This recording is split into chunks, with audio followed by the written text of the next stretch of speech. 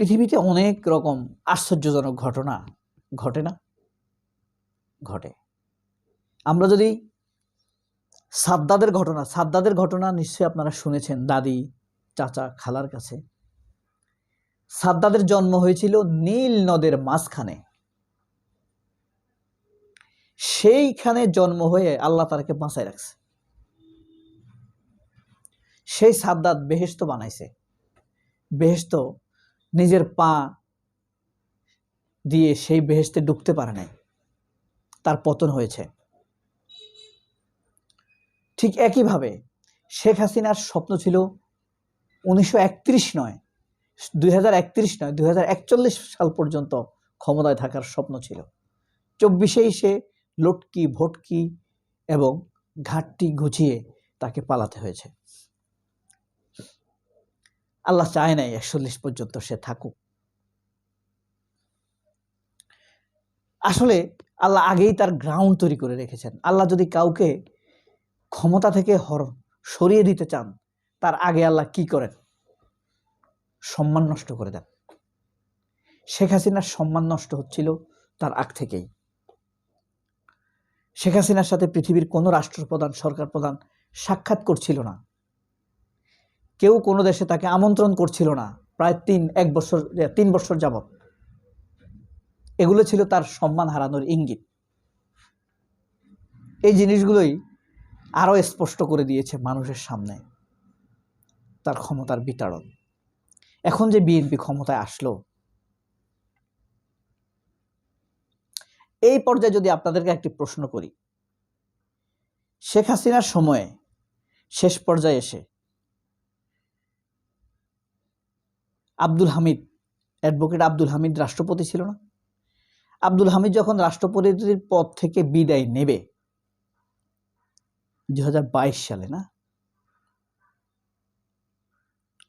তখন সবাই মনে করেছিল রাষ্ট্রপতি হবে হয়তো ওবায়দুল কাদের আর নয়তো গওহর রিজভী। কিন্তু শেষ পর্যন্ত ওবায়দুল কাদেরকে করা হয় নাই। করা হয়েছে ব্যক্তিত্বহীন ব্যাংক চোর, ডাকাত, একটা বাটপার, খুবই নিম্ন শ্রেণীর শাহাবুদ্দিন ছুপ্পুকে। এরকমই একটা ঘটনা ঘটেছে 2026-এ। সবাই নিশ্চিত ছিল যে তারেক রহমান ক্ষমতায় আসলে তার পররাষ্ট্রমন্ত্রী হবে মাহাদি আমিন অথবা হুমায়ুন কবির, যারা অনেকদিন যাবৎ কাজ করছিল। সেই টিমে থাকবে শ্যামা ওবায়েদ। কিন্তু কি আশ্চর্য দেখেন, আল্লাহর কি লীলা খেলা।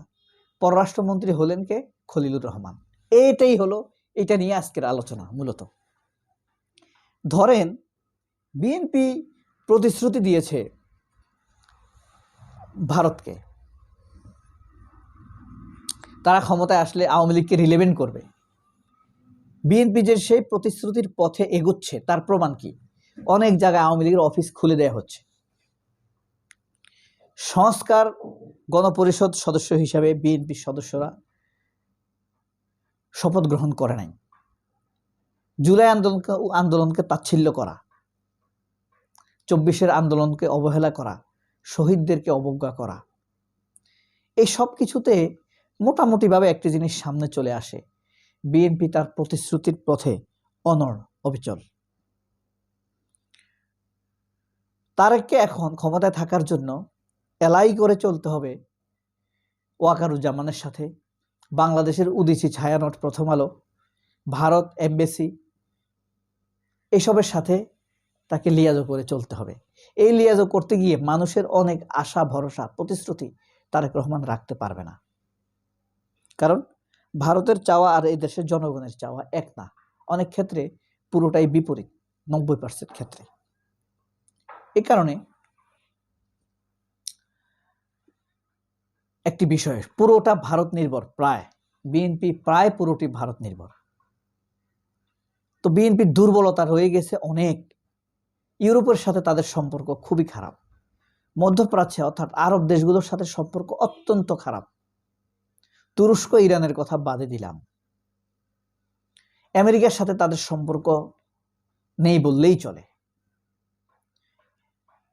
ইউরোপের কোনো দেশের সাথে আমেরিকার বিএনপির সম্পর্ক খুব একটা ভালো নয়। এই সব কিছু গোছানোর পিছনের রহস্য হিসেবেই আমরা খলিলুর রহমানকে পররাষ্ট্রমন্ত্রী হিসেবে টেকনোক্র্যাট কোটায় তাকে দেখতে পাচ্ছি। অন্তর্নিহিত রহস্য এখানেই। আওয়ামী লীগকে